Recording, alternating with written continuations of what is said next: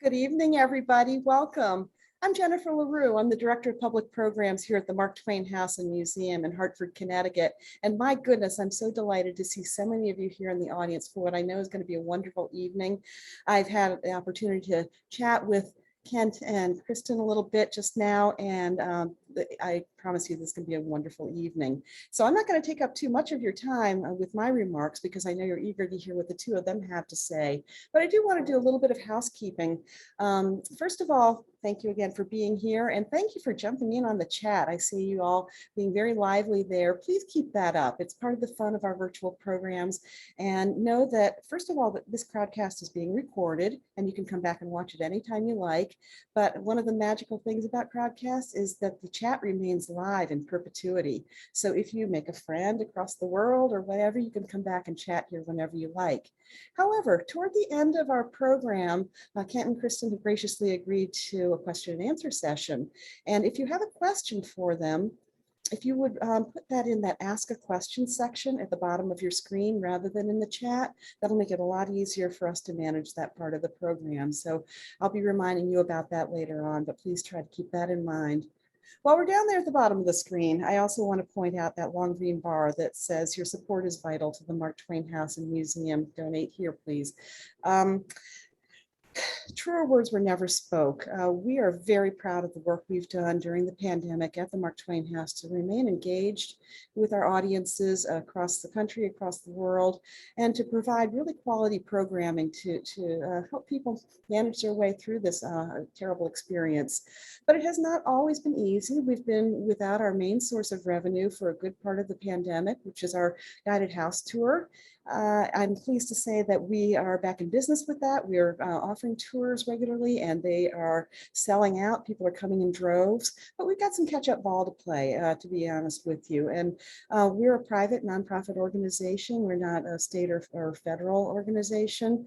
And we really depend on the generosity of people such as yourself to share what you can. And we understand that not everybody has a lot to share. So please know that I get that. But I want to promise you that anything that you are able to share with us by clicking that green button, $5, $10, whatever, on behalf of the staff and the Board of Trustees of the Mark Twain House and Museum, know that every single penny is deeply appreciated and every single penny is put to very good use, including helping to make these largely free programs possible.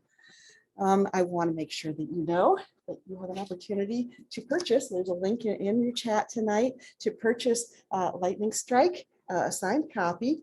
And listen, we're no dummies. We know you can buy this book other places, but when you buy elsewhere, you don't probably get a signed copy, which is a lovely thing. And also know that your purchase benefits the Mark Twain House and Museum, which is a huge benefit to us. I want to thank our sponsors. Tonight's program is sponsored by the Wish You Well Foundation and Connecticut Public, WNPR, and it's produced in part with support honoring the legacy of Frank Lord, our beloved trustee who recently passed away. So we're grateful for all of that support. I want to introduce our guests now. Kristin Hannah is the #1 New York Times bestselling author of more than 20 novels, including The Nightingale and The Great Alone. A former lawyer turned writer, she lives with her husband in the Pacific Northwest. William Kent Krueger is the New York Times bestselling author of This Tender Land, Ordinary Grace, which is the winner of the Edgar Award for Best Novel, as well as 18 acclaimed books in the Cork O'Connor mystery series, including Desolation Mountain and Sulphur Springs. He lives in the Twin Cities with his family. And I want to welcome them both to the screen. And I feel like I've lost my screen. We can still see and hear you, Jennifer. Awesome, terrific.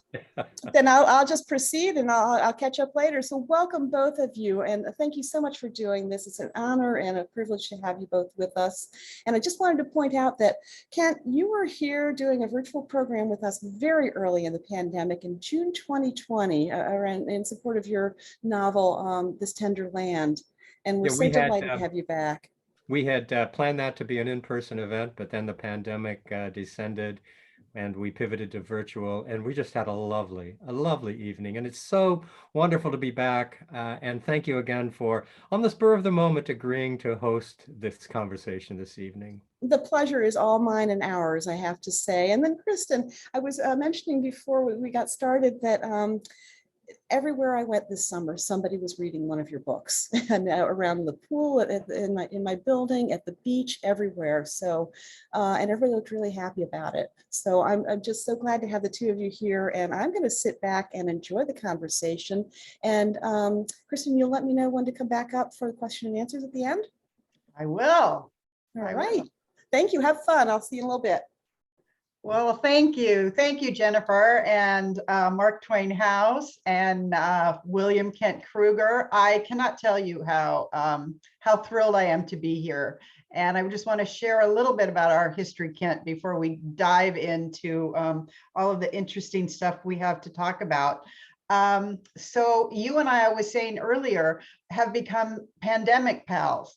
And basically, we have sort of formed this mutual admiration society or / friendship just by reading each other's books and talking to each other in a couple of events like this. And I immediately connected with you when we had our event for the Four Winds in February, and just sort of felt like I think readers do when they read your work, felt like I knew you and really responded to sort of the, I don't know, I want to say the kindness and the authenticity and the honesty that I first saw in This Tender Land, and now I saw again in Lightning Strike. And so I'm just really grateful to have met you, and I'm really grateful to have your stories in my life now.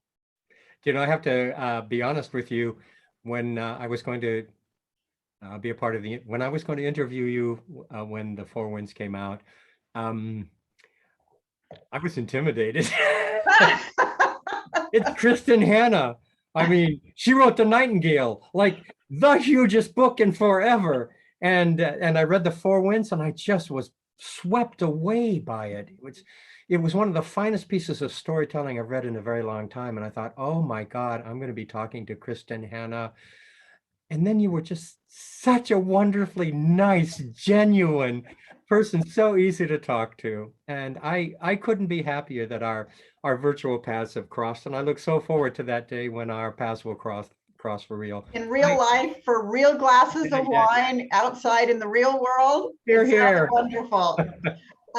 Actually, that sort of leads me really, really naturally into something that I think is something that we have in common. When I look at Ordinary Grace, Lightning Strike, This Tender Land, The Four Winds, Great Alone, we are very, very invested in setting, in time and place, in this idea that where a story takes place is as important as who's in it or what happens.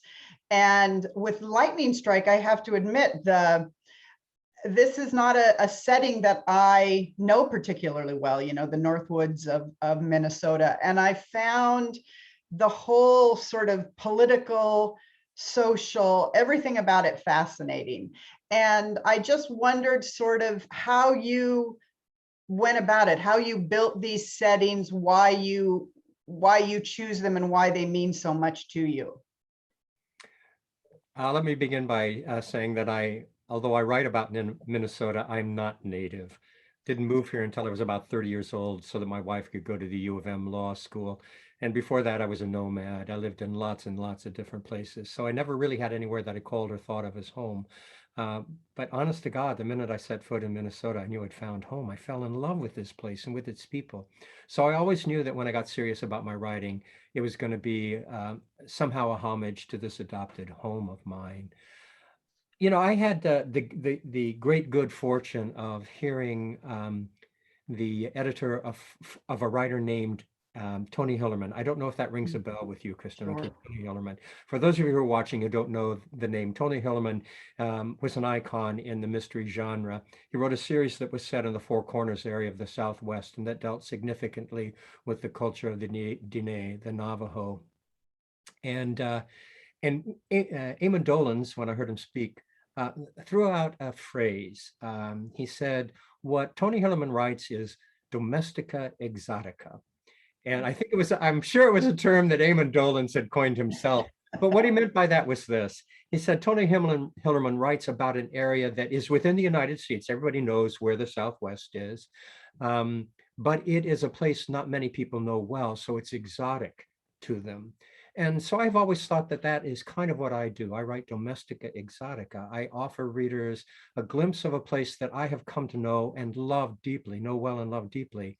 But for a lot of people, as you said, it is a locale they are absolutely unfamiliar with.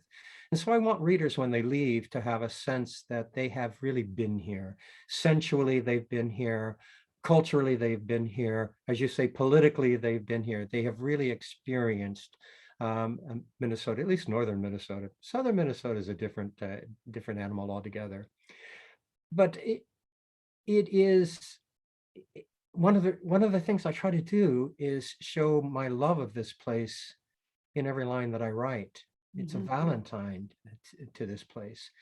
But beyond that, as I told you when we were talking before everybody joined us, when I teach writing, I always teach place before I teach any other element of a story, because so much of a story is grounded in place.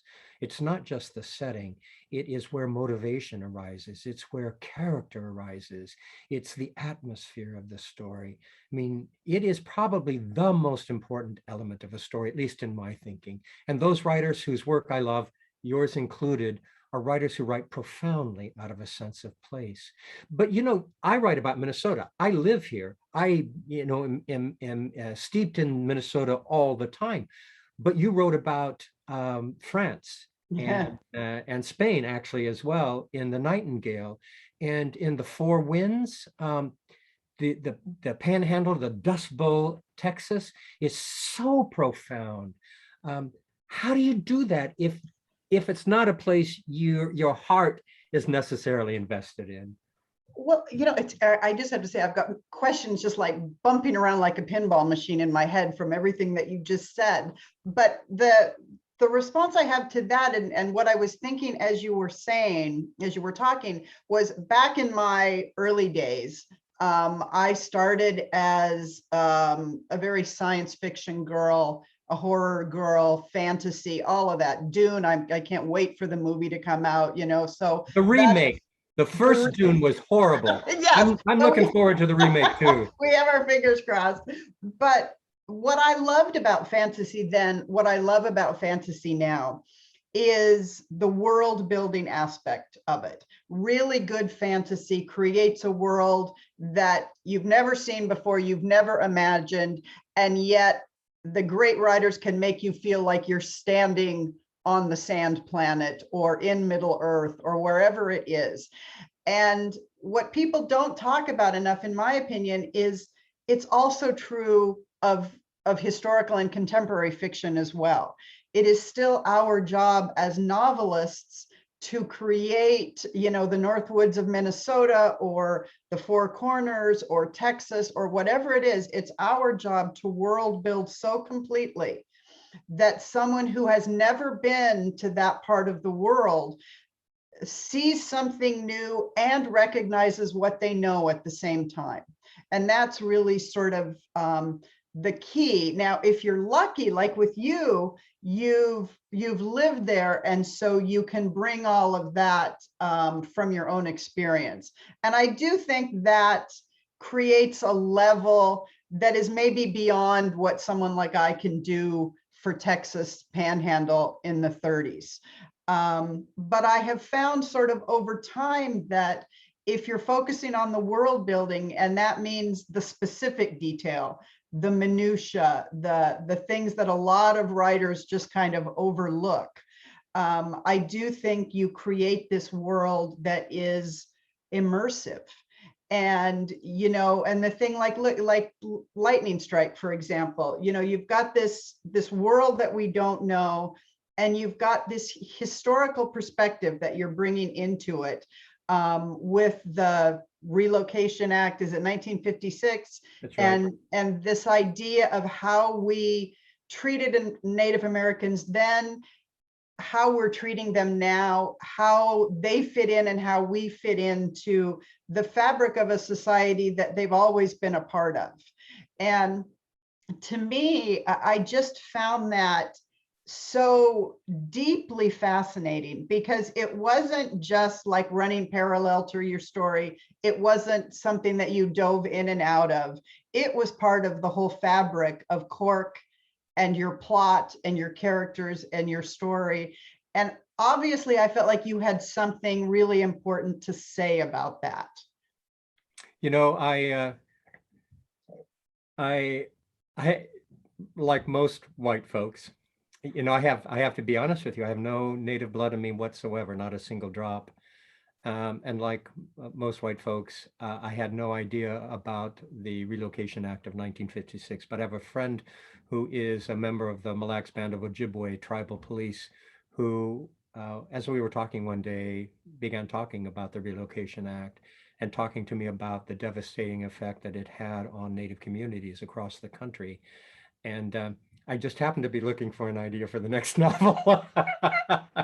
Isn't it amazing how these things work? And I thought, okay, let's build it around that. Although there were, you know, it's a mystery. There has to be a plot, and people have to die, and Right. all of that stuff. But I wanted this part of history that most white people don't know about to be integral to the story itself, to see the devastating effect that the Relocation Act had on Native communities. So yeah, thank you. And it was, you know, that's what I loved about your book. I read a book recently this year called We Begin at the End. I don't know if you read that, Chris No. Whitaker. Another great book. And what I love is a novel that is a mystery. This is a mystery. That's what, you know, that's the engine driving the bus. But it's also a coming of age story. It's also a story about a community and a time and a place. And to me, what that does is it so enriches the story that it, I don't know, it just makes it feel bigger to me. And I wondered, like with Cork, as sort of writer to writer, you've been writing about Cork for many years.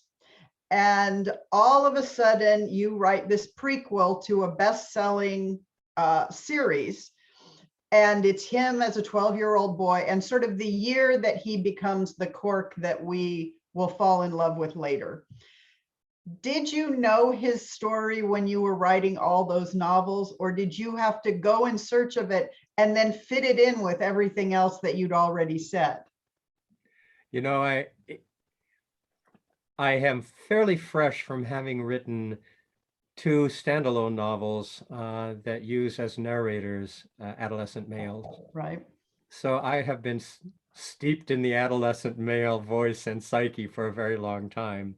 So I have to be perfectly honest with you, it was no problem at all for me to slip into Really? thinking of Cork O'Connor as a kid. And in large measure, it's because Cork O'Connor as an adult and Cork O'Connor as a kid come very much out of who I am as a human being. And I used a lot of my own experiences to inform Cork and his life, his relationship with his father, all of those things. So it was actually a very easy thing for me to do. I didn't know everything about Cork's past, but across one of the reasons my agent has been urging, almost to the point of insisting, that I write a prequel for years and years and years for this reason. Very often across the course of the series, I have talked about events and people in Cork's past that were significant in shaping him into the man who occupies center stage of the series. And she has told me for years, this is rich territory, you need to mine it. And because I didn't really have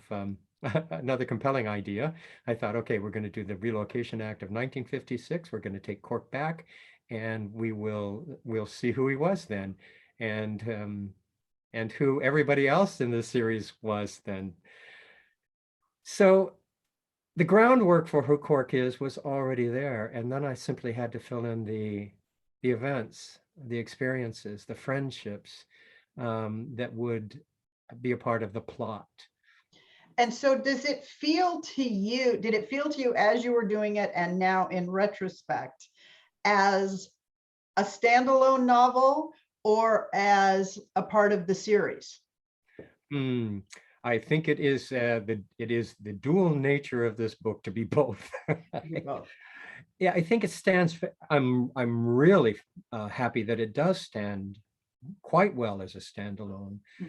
It's for readers who are unfamiliar with a long running series can stand at the beginning of that series and go, oh my God, 17 books. Where do I begin? I'm overwhelmed. I don't want to start.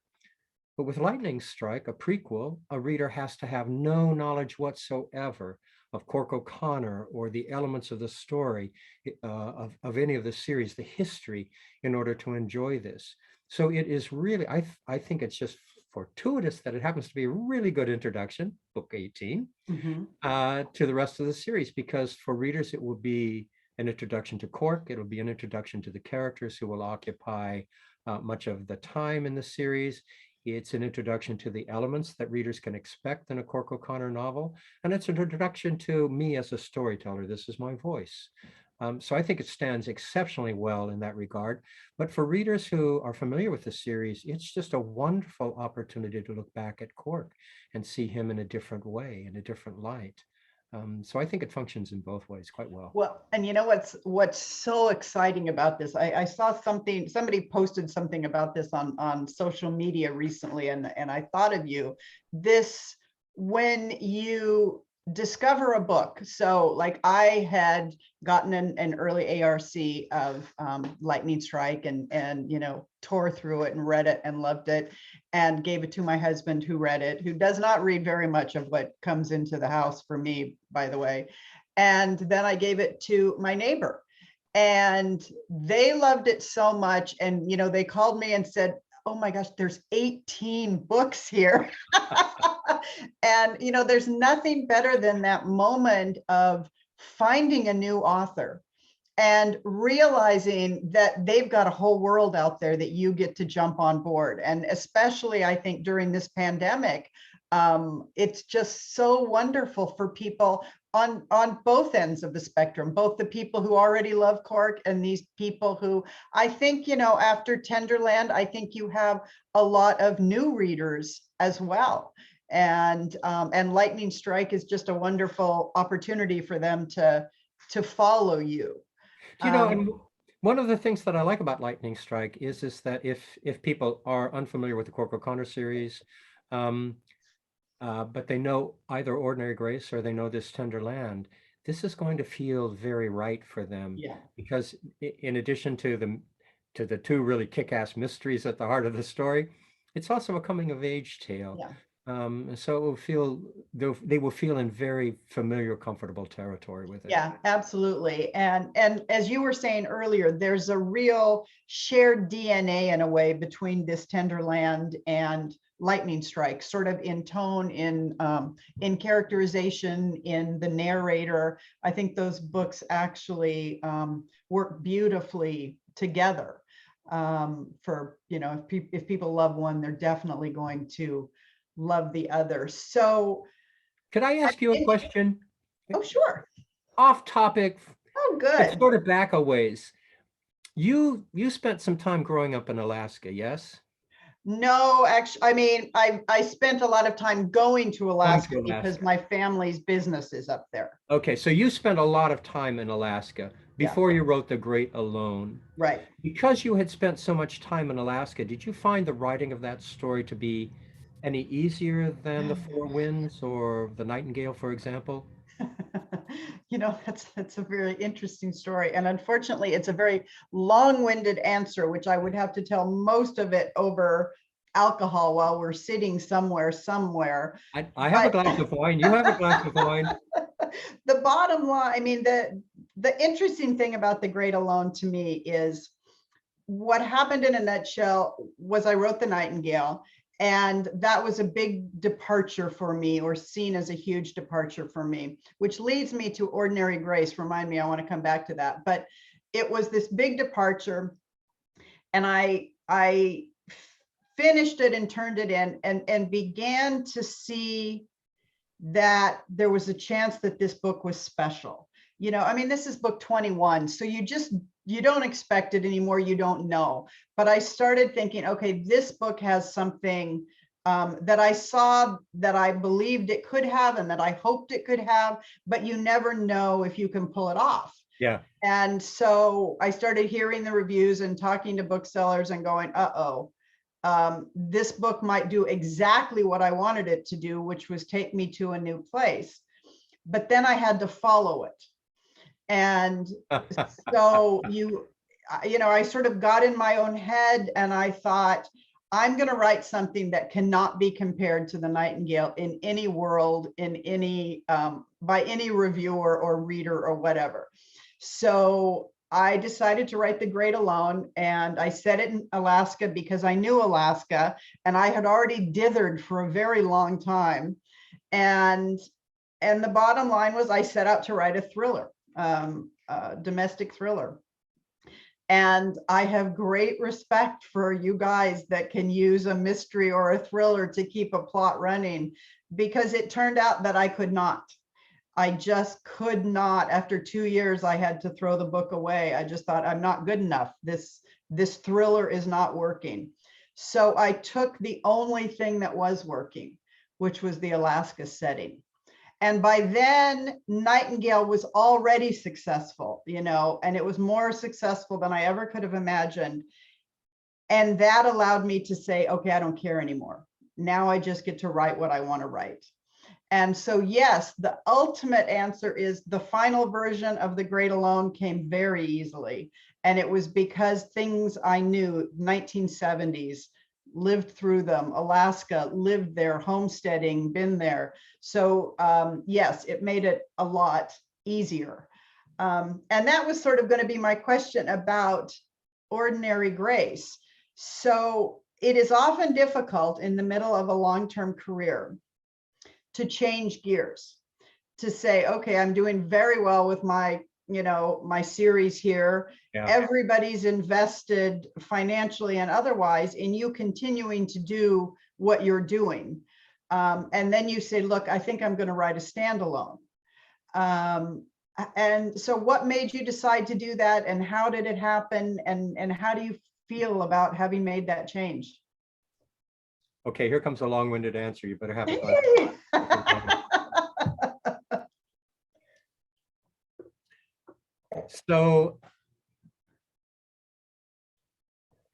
So I have been a storyteller forever, but I really, in writing the Cork O'Connor series, never felt like I was an authentic storyteller.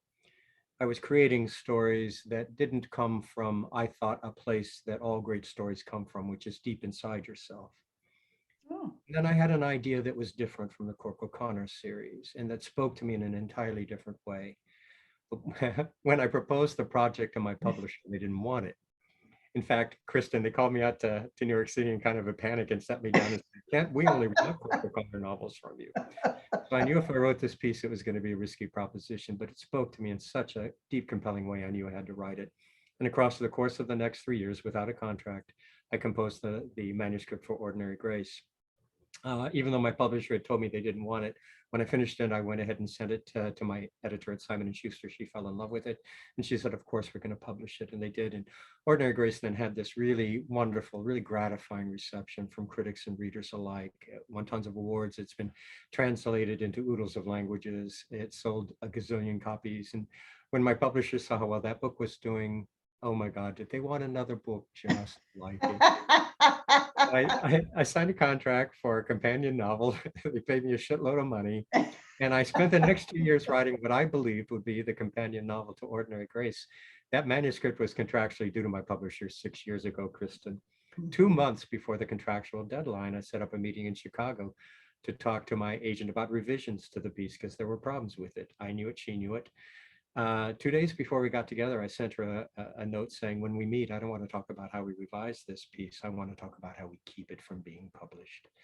Because it wasn't the novel it wasn't the story I thought it would be. I had no idea how to make it that story. And my heart just wasn't in it.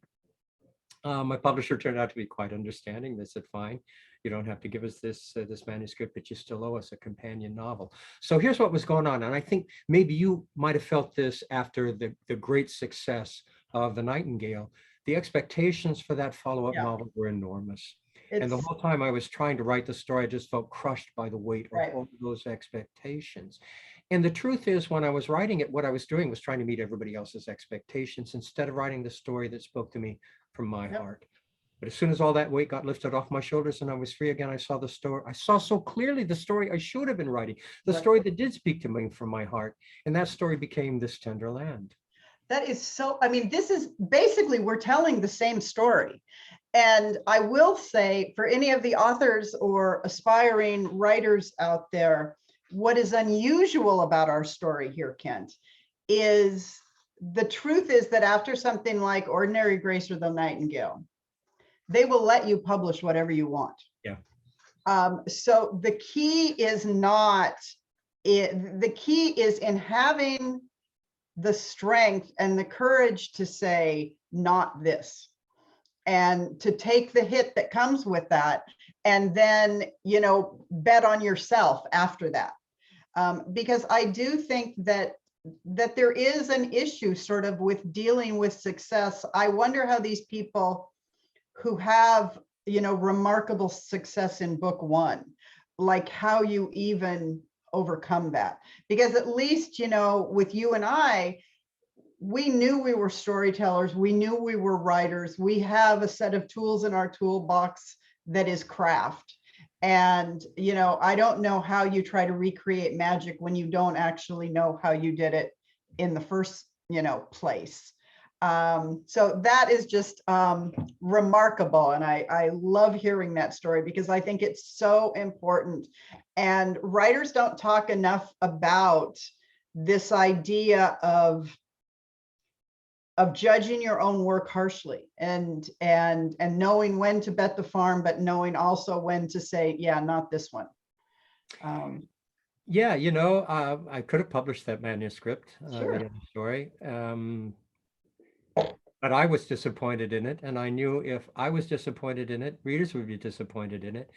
And it just seemed to me like a bad idea to put this book that my heart wasn't in out there. Hey, you just mentioned something that, okay, we're going to leap again. Okay. You just made a comment that I so agree with. You said we both have known for a very long time that we're storytellers. When did you know you were a storyteller? That's so funny. I was just going to ask you that. Because you talked earlier about when you started on this process. You know, I'm one of those people who didn't know it. You know, I was not a writer all my life. I never imagined being a writer to speak of. I was a lawyer first.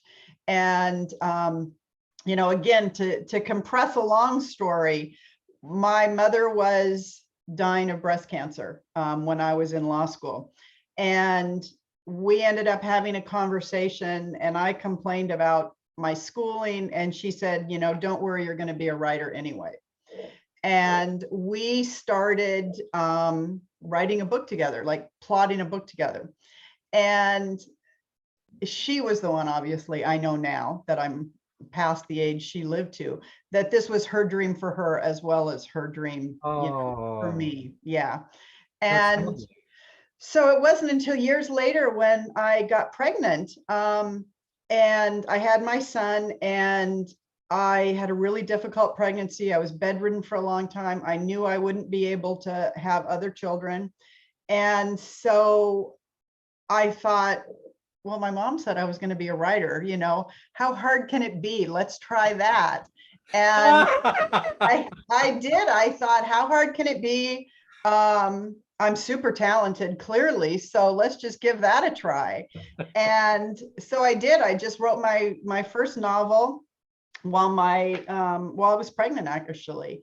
And I sent it in to an agent, and the agent wrote back and said, you know, you could have talent. Frankly, how could anyone tell?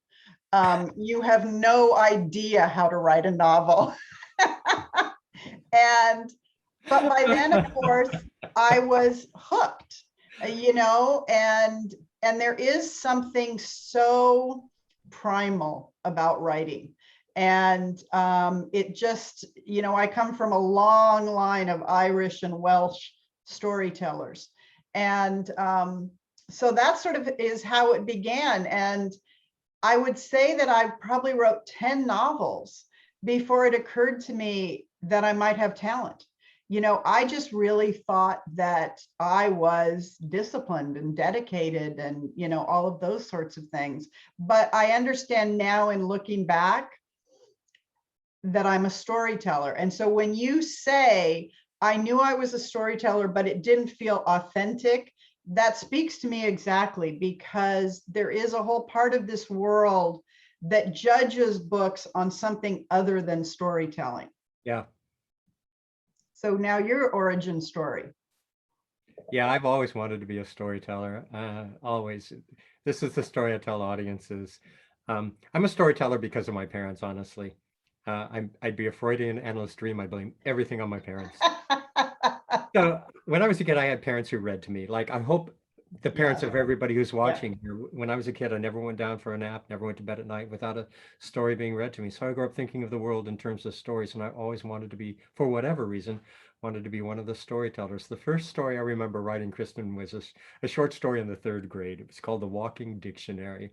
Now, I got to tell you this, my father was a high school English teacher. And when I was a kid, he was always storming around the house, ranting something like, nobody uses dictionaries enough. Nobody uses dictionaries enough. So in the 3rd grade, I wrote a short story called The Walking Dictionary, which was in fact about a dictionary that didn't think it was being used enough. It magically sprouted legs so that it could toddle off into the world and go to the people that needed it. My 3rd grade teacher went gaga over that story. My folks oohed and awed over that story. I swear to you, in the 3rd grade, I knew I was going to be a storyteller. So it's something that I've always, I have felt blessed in that I always knew a storyteller was what I was going to be. Just took me a very long time before anybody paid me for it, How old were you when your first book was published? 48. Oh, yeah. So, wow. Well, I was trying to write the great American novel for way too long. Well, I would argue that you had. So there. I am supposed to say to Jennifer, I don't want to hog because I know people want to ask you questions. So I am supposed to say, hello, Jennifer. Please appear and help us ask Kent questions. I got to tell you, Kristin, I'm reluctant to end this conversation. I'm having such a good time. We could talk forever. Honestly, I would kind of like to have that happen. I tell you, we were talking in the green room before the program began, and I was saying we have hosted something like 100 and I don't know, 130, 150 of these crowdcast events since the pandemic began. This has been one of the most delightful evenings. It's just been, and you two are so genuine and so generous in sharing your experiences with us. So thank you. And I can see from the chat that people are feeling the same way.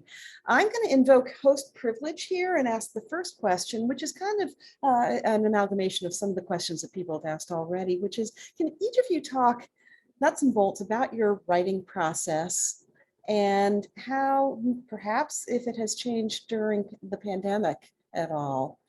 Somebody has asked if you write in coffee shops and whether you're still doing that. So can you each take a turn talking about that, please? I'm going to go first, Kristin, only because the coffee shop reference, I'm sure, was from someone who knows my process. Yeah. Sounds like it. I have written all of my novels with the exception of those that I composed now during the pandemic in coffee shops. Get out. No, it's where I've done all my. So when I decided I wanted to be a writer, Kristin, my wife had just entered law school. I became the sole support of the family, had to keep the roof over our head and food on the table, but I wanted desperately to be a writer. And we were living 2 blocks from this iconic cafe here in St. Paul that opened its doors at 6 every morning. So I pitched this idea to my wife. I said, Diane, if you're willing to get the kids up and dressed and fed and off to school first thing so I can go write, I swear to you, when I come home from my job at the end of the day, I will be the best husband, the best father you can possibly imagine. She bought it. So there I was every day at the coffee shop at 6 o'clock in the morning with my pen and my notebook in hand. And so writing in coffee shops became a part of the magic really of the creative process for me, part of the ritual that I follow. So I have written all of my novels, with the exception of the last two manuscripts, in coffee shops. The pandemic has changed that only in that I've exchanged my kitchen counter for the coffee shop. But my wife, who's the most wonderful woman in the world, has pledged to stay in bed every morning until I finished my writing. Oh, Oh, so the that's same lovely. coffee shop? Well, I went to this iconic place called the St. Clair Broiler. Um, Everybody in St. Paul knows the St. Clair Broiler. Lovely cafe. It closed its doors a couple of years ago. There went a piece of my heart. But That's yeah, wonderful. for about 25 years I wrote there, and then for a variety of reasons we moved. It became difficult to get there, but I continue to write in coffee shops. Wow. Oh, That's a very cool story. My story is not nearly as cool. I I write longhand on yellow legal pads. You I still write longhand? still write longhand. Good for Yeah. you. That's You know, wonderful. you know what it is? It was interesting. I worked on the computer for like the first 10 years of my career. Like everybody, computers were new. Learn how to work them. But as sort of as time went on, or as time shifted, or as my parenting needs changed, I discovered that I needed to write in carpool lanes, sitting next to the pool, while my son was being tutored, all of these sorts of things. And so the idea of having a yellow legal pad with me all the time, I could write even if it was for 20 minutes. Yeah. And when you're a young mother learning to write, one of the things I hear from people all the time is, I don't have time to write. Huh. And my answer is, no, you're not making time to write. Yeah. Like you, I woke up at 5 o'clock in the morning for years and wrote from 5 to 5:45 because that's what I had. And so now I am lucky enough to be able to write sitting on a beach, sitting on my back deck, wherever I am. And so that's my process. It's longhand, it's slow, it's unwieldy, but somehow without the delete key, I'm just a better writer. Do you hang on to all of the legal pads so that eventually the Smithsonian will be able Yeah, to take those? yeah. Good for you. Archive them. I'm waiting for them to come knocking, Kent, because I got them ready. well, I'm going to have a follow-up question for both of you. Planner or pantser? Do you outline or do you just write organically? Why don't you take this one first, Kristin? So I'm a planner who routinely and systematically and aggressively fails to write the book that I have planned and writes like an entire version of it and then realizes sort of the mistake that I have made. For example, in The Four Winds, the entire first draft after 2 years of work did not include Elsa at all. Oh my God. That I had to go back and go, okay, wait a second, I've got the wrong lead character here. Let's start over. So I do a lot of recasting, but it's never because I didn't plan or didn't try. I can't imagine, beginning a book and not knowing where it ends. There's too much lawyer in me for that. Yeah, and for me, it depends on the kind of book I'm writing. If I'm writing a story in the Cork O'Connor series, those are all mysteries. And a mystery is a very tightly woven fabric of storytelling. Everything depends so significantly on everything else. And I think the success of a mystery depends largely on the timing of the reveals. When do you give the reader the clues that are going to be necessary to solving the mystery at the heart of it? So when I write a story in my Cork O'Connor series, typically I think that story through as significantly as I can before I ever put my fingers to the keyboard. In the old days, I used to actually outline chapter by chapter, so I knew what each chapter was supposed to accomplish in moving the story forward. I don't do that anymore because once I've thought the story through, it's all in my head pretty clearly. But for my standalones, Ordinary Grace in This Tender Land, I wanted an entirely different process. I wanted a more organic story. I wanted it to feel to the reader as if it was coming directly from my heart.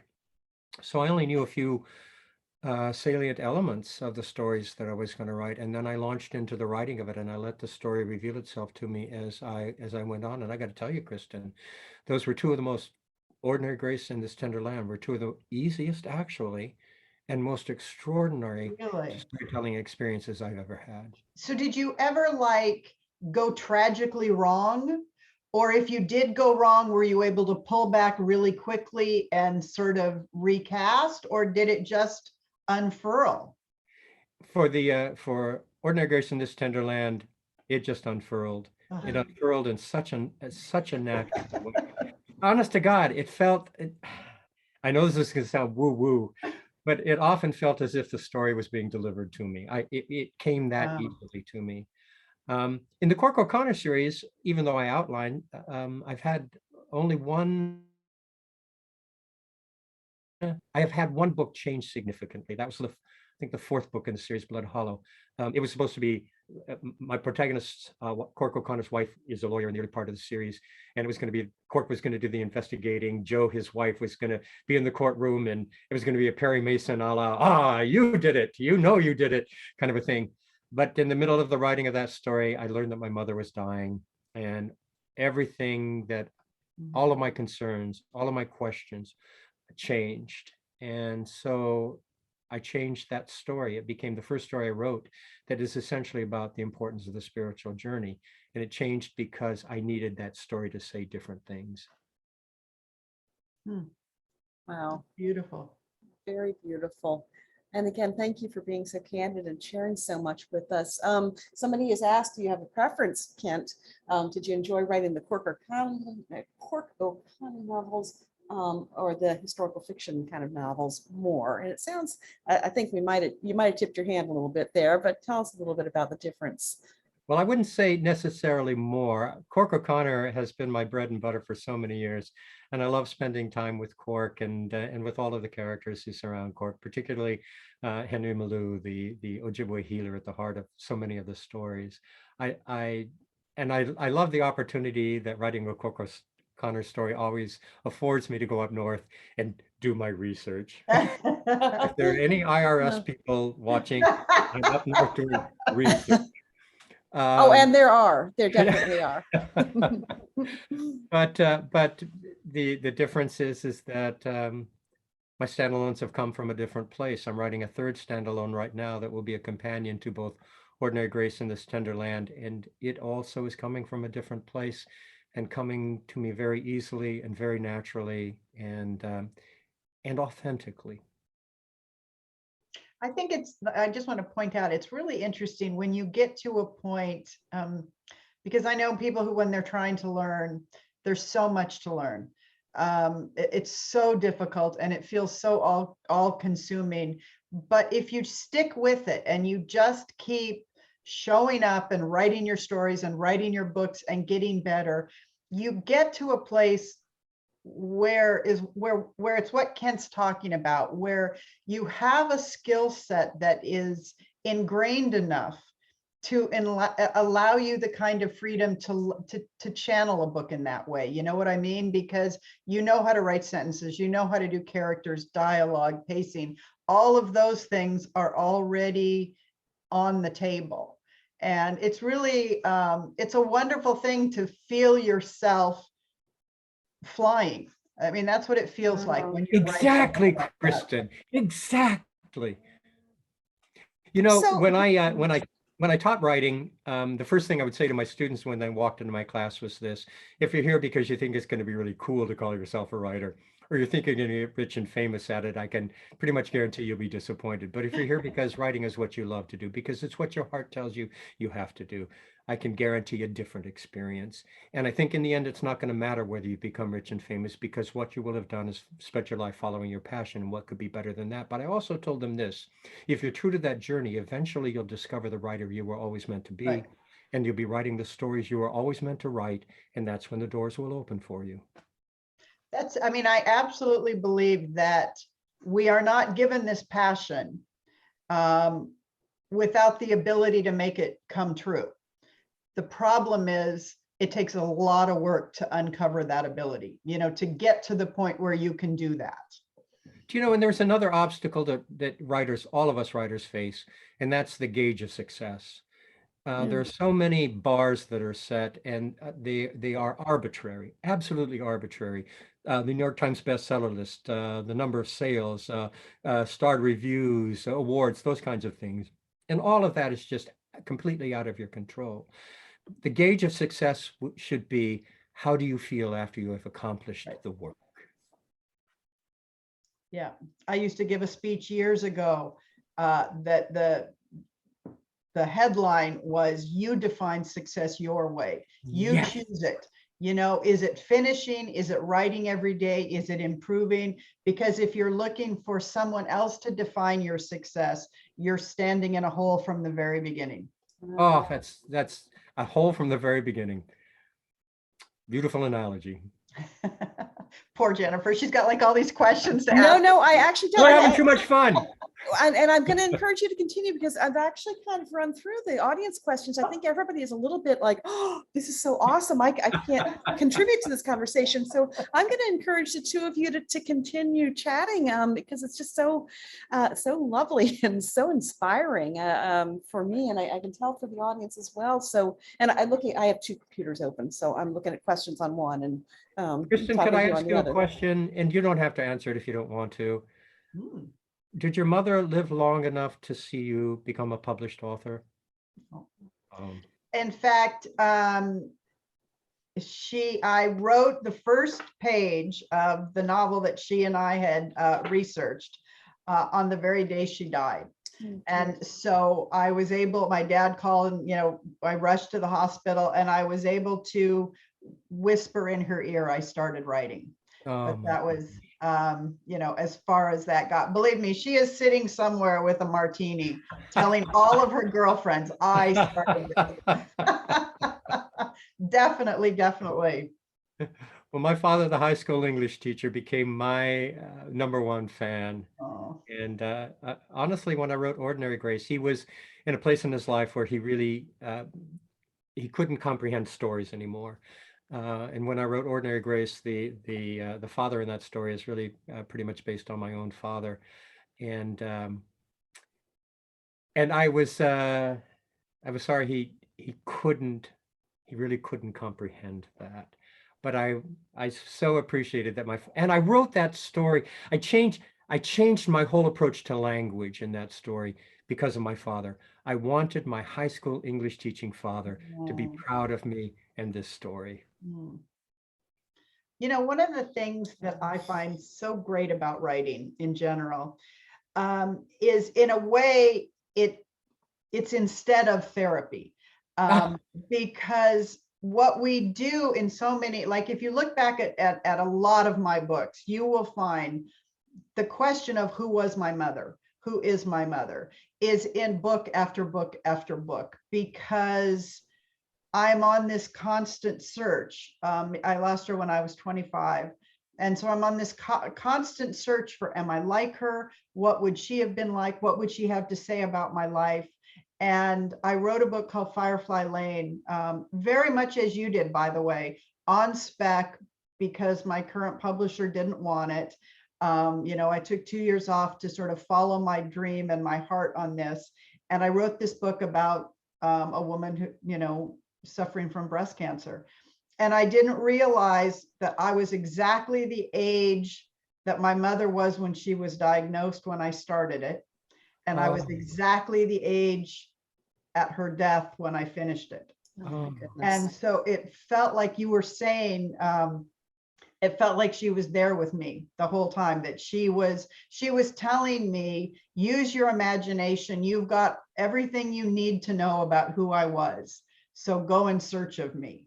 And I did feel for that 2-year period like I was actually getting to know her.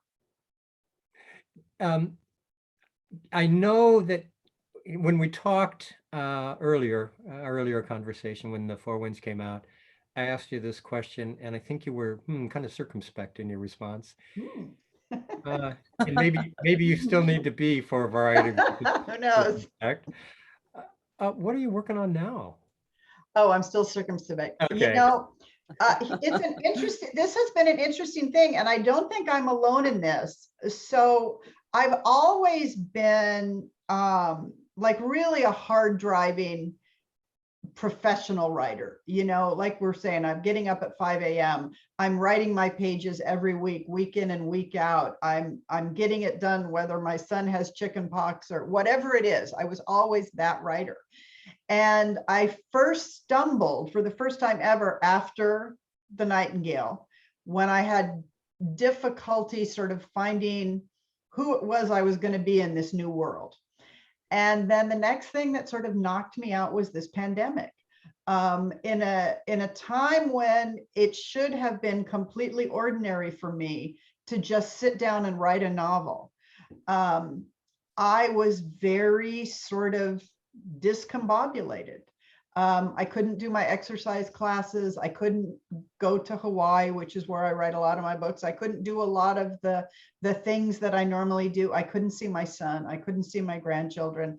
And for whatever reason, I just found myself for like 9 months being unable to find a story. And so what would have happened in February when we were talking was I would have been clawing desperately at the door looking for something to write about.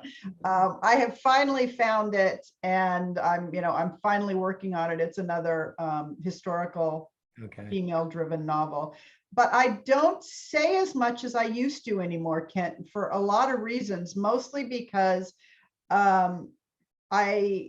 we were talking off camera about the very many pressures that are all on us now, writers, non-writers, everybody, to be public, to be out there, to be in front of the world. And that has sort of caused me to draw back and really sort of protect what I see as my art and just keeping it very close to the vest. Yeah. Does that make sense? Oh, yeah. And I don't like to talk in specifics about works that are in progress for me, because I don't want to diffuse the energy of the project. Exactly. But I will say this, I feel a little guilty in this regard. I was incredibly productive during the pandemic. And I think part of it is, I know. But I think part of it is that, so much of what we do now is events, promotions, speaking engagements, all of this. And I was doing none of that. I was Zooming like crazy with book groups right and left, but I wasn't traveling. And so I was really able to focus. So I finished the manuscript for the next novel in the Cork O'Connor series. I wrote 2 novellas. I began the work on my next standalone, and I was just feeling so productive and so whatever. I feel a little guilty about that, because I know the pandemic caused so much suffering for so many people, and clearly you were tremendously affected by it. That not really. I mean, obviously, I'm living in a little bubble on an island, and so it's not like it was difficult or in that regard. I just wasn't sort of my usual buoyant self. So, well, you look like you've come back pretty well. I have, thank you. And hey, by the way, before we end, I just want to say congratulations on hitting the New York Times and getting all these marvelous reviews on Lightning Strike, every one of which you deserve.